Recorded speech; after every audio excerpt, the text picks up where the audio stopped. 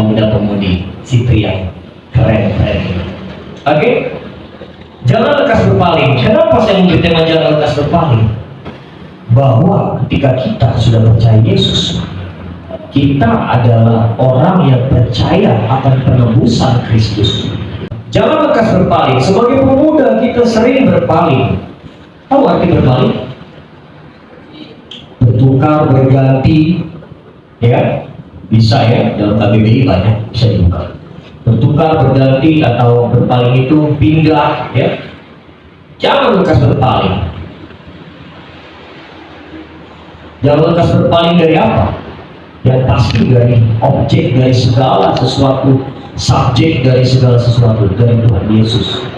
Kita tahu pasti bahwa saudara-saudara yang terkasih, bahwa Yesus adalah Tuhan kita. Tapi kalau kita mau belajar dari firman ini, adik-adik atau teman-teman yang terkasih, guys ya, tahukah kalian bahwa ibadah yang kita jalani sekarang ini tidak lepas dari campur tangan budaya, ya, kakak katakan budaya. Rasul Paulus mengingatkan dalam kisah para rasul, kita ini sebenarnya bukan hitungan, kita ini non Yahudi ya. Sedikit kita belajar sejarah. Kita ini non Yahudi. Nah, orang pilihan itu Yahudi. Nah, jadi kita ini orang non Yahudi yang percaya dihitung orang pilihannya Tuhan Yesus. Kita dipilih dari segala bangsa. Zaman dulu orang Yahudi, orang Israel menyembah Tuhan di bait Allah, tapi bait Allah hanya bisa dimasukkan, lebih tepatnya ruang Maha Kudus hanya bisa dimasukkan oleh imam. Bayangkan, dan imam itu enggak sebulan sekali, seminggu sekali, setahun sekali. Ingat, ya, pelan-pelan kita mau belajar supaya kalian tahu persis ke gereja itu bukan beban. No, gereja bukan beban. Gereja adalah hal-hal yang keren. Katakan, gereja adalah hal-hal yang keren. Tapi banyak kita nggak tahu hal keren itu apa. Satu hal keren, kamu ditebus pakai darah Yesus. Itu hal keren, itu bicara. Imam, hanya imam yang dapat masuk ke rumah kudus. Tahu imam dikasih apa? Kayak semacam lonceng di kakinya. Kalau saat itu imam nggak kudus, mati imam itu. Bayangkan betapa ngerinya Allah Israel tidak kompromi terhadap kekudusan. Kita melihat di ayat 20 dalam terjemahan lain firman Allah yang hidup. Ini kan dalam terjemahan LAI itu adik-adik sedikit knowledge buat adik-adik pengetahuan, Lembaga Alkitab Indonesia. Ada terjemahan lain, ya, kalau di Alkitab HP itu ada. Tabir di situ bagi kita melalui tabir itu ditafsirkan merobek tirai tabir.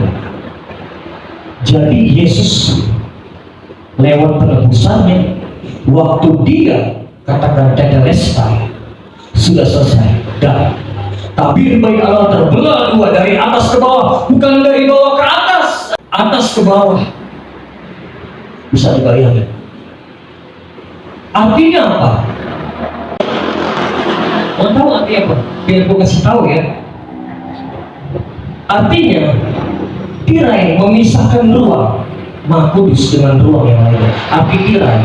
Nah, robeknya tirai terjadi secara dramatis waktu penebusan dosa di kayu salib.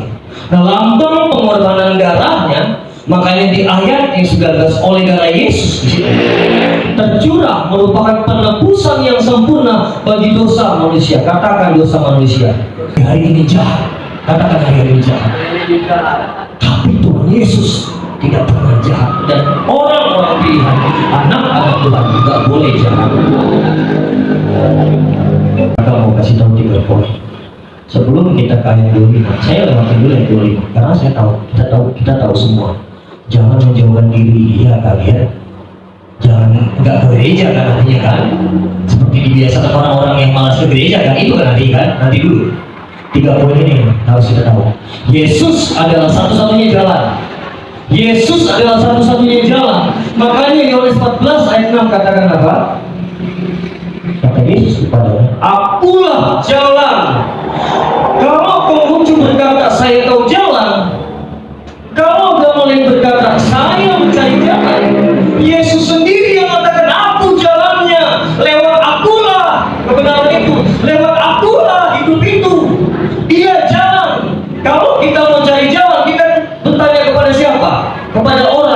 di mana jalan menuju Kabanjahe Pak? Lurus dikit, melewatin apa namanya? Pak, terus saja. Ya, nanti sampai di Bupati itu kantor Bupati, lurus terus. Mau kemana sih Kabanjahe? Apa mau ke Samura? Mau main bola? Oh, kasih tahu dengan rinci. Tapi bisa nggak kita nyasar? Bisa, karena kita yang mencari, bukan yang tadi kasih tahu yang cari. Nah, kalau Yesus, akulah jalan. Kalau orang Kristen mau jalan sesuai dengan Tuhan, ya tidak jalan bersama Yesus. Adakah orang yang jalan bersama Yesus ibadahnya setahun sekali? Makanya hikmatiku dari mengamalkan firman. Yesus satu-satunya jalan. Poin kedua, Yesus adalah jalan yang baru. Kita lihat di ayat 20. Karena ia telah membuka jalan yang baru. Ada jalan yang lama. Jalan yang lama yang baru kakak kasih tahu kan. Jalan yang lama itu ritual, agamis. Bukan baju gamis ya. Agamis, agamawi, agama. Semua, tahu nggak pengertian agama apa? Ayo yang sekolah sampai kelas 3, kelas 2, kelas 1 yang berani. Tidak kacau balau. Biar kita yang terapi. Tidak kacau. Agama. Tidak kacau. Gimana? Jadinya agama tidak kacau. Jelaskan dong. Agama itu tidak kacau apa?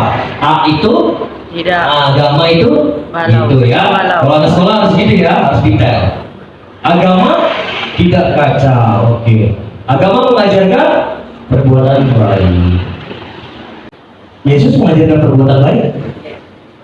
Yesus mengajarkan perbuatan baik. Ya, jangan ragu dong. Tapi jalan yang baru itu bukan mengabaikan perbuatan baik. Tapi oleh darah Yesus dihapuskan dosaku.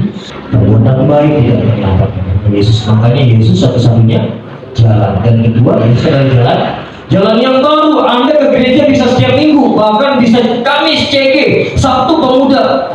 Luar biasa apa gereja kita? 3 kali seminggu kayak lagi gede. Sama ya, nggak usah ya, nggak usah diperbanyak karena ini kita sudah bebas bertemu Tuhan Yesus. Aku tidak lagi berbicara setiap hari minggu aja, bahkan kita punya jam-jam doa tertentu. Yang ketiga, Yesus adalah pengantara kepada Bapa. Ini yang jangan lupa. Yesus pengantara kepada Bapa, bukan Yesus lebih rendah dari Bapa. Stop ya di situ ya, jangan salah adik-adik. Kita percaya Allah Tritunggal kan? Allah Bapa, Allah Anak dan Allah Roh Kudus. Yesus pengantar kepada Bapa. Tapi yang perjanjian baru ada mengatakan ini. Aku sudah diberikan pelayanan untuk memanggil Abba Bapa. Tahu Abba Bapa itu di dalam Yahudi kedekatan, ya. Abba Bapa itu kedekatan intim. Dalam perjanjian lama nggak bisa kita panggil Abba Bapa, nggak bisa. Aku dapat ilmu dari teologi, dosen perjanjian lama lagi. Aku kasih tahu ke adik-adik, bukan karena mengajarkan di adik-adik soal teologi. Tahu Yahweh, YHWH itu kalau ditulis di dalam orang Yahudi Israel zaman dulu, sekali tulis diganti spidol, diganti apa ya? Kita bahasa dulunya apa? Aku lupa. Spidol lah, kita bilangnya spidol. Diganti pena gitu ya. Saking sakralnya. Itu Yahweh itu. Nah ini kita panggil Abba Bapa nggak bisa zaman dulu. Dan zaman sekarang kita panggil ya Abba Bapa, ditutup enggak gitu nggak apa-apa, nggak ada petir kok ya. Yesus pengantar kepada Bapa. Kita sama Bapa kita sudah memiliki kehidupan. Sudah, maksudnya bukan sudah dalam arti kita sudah terus-terusan. Terus-terusan ini akan apa? Akan banyak mempengaruhi di dalam tindakan dan perbuatan. Yesus mengantar kepada Bapa, artinya bahwa kita sekarang bisa berinteraksi sama Dia. Kalau tahu charger dan handphone, ini satu contoh ilustrasi yang simpel namun menarik. Kalau handphone kamu seharian nggak dicas bagaimana? Kalau Cici masih jalan 2 hari, 3 hari, nah ada batasannya. Oke, posisi 3 hari. Ada yang bisa 3 sih? Saya 5 hari karena handphone saya ada 5. Gitu ya. Yang satu mati, yang satu masih nyala. Itu bukti bahwa saya kasih itu handphonenya selama 5 hari. Enggak gitu. Casan bulannya berapa? Coba charger handphone atau listrik. Bisa? Saya tidak lagi mengibaratkan Tuhan seperti arus listrik, tidak. Tapi hubungan itu bagaikan begitu. Kalau kita tidak kena sengatan arus itu, loyo kita, lopet mau iPhone 13, 14, kayak mau ribu, contoh lah, akan lola, akan lopet, akan payah. Kalau kata payah kali, gitu. Akan payah. Kita butuh charger dan arus. Hubunganmu dengan Tuhan seperti itu. Tuhan mengingatkan jangan kita menjauhkan diri dari pertemuan ibadah. Bukan gini. Jangan menjauhkan diri dari gereja Sitri, bukan. Jangan menjauhkan diri dari gereja GPKP, bukan. Jangan jauhkan diri dari pertemuan ibadah. Pertemuan ibadah nggak ada hari Minggu, istilahnya ada 3. Kakak bukan lagi mengajak kalian untuk terus absen di dalam ketakutan. Nanti kakak Giri akan khotbah itu lagi, bukan. Tapi Anda sudah tahu 3 poin yang tadi. Yesus satu-satunya jalan. Yang kedua, Yesus adalah jalan yang baru. Yang ketiga, Yesus adalah pengantara kita kepada Bapa. Kalau kita tahu Yesus itu yang menyelamatkan kita dari dosa, Yesus itu yang rela mati di kayu yang kasar, bahkan dicambuk, bahkan dipaku. Hamba-hamba Tuhan, banyak panggilan anak-anak muda. Mari jawab panggilan itu dengan ingat 3 poin ini. Yesus satu-satunya jalan untuk hidupku. Yesus jalan yang baru, dan Yesus pengantar kita kepada Bapa. Keselamatan kita sudah Tuhan jamin, tapi perlakuan kita itu yang akan mencerminkan bahwa kita orang selamat. Biarlah hidup kita tetap menjadi berkat dalam nama Yesus. Kita sambil dalam doa. Terima kasih Allah Bapa, Putra dan Roh Kudus. Engkau adalah satu-satunya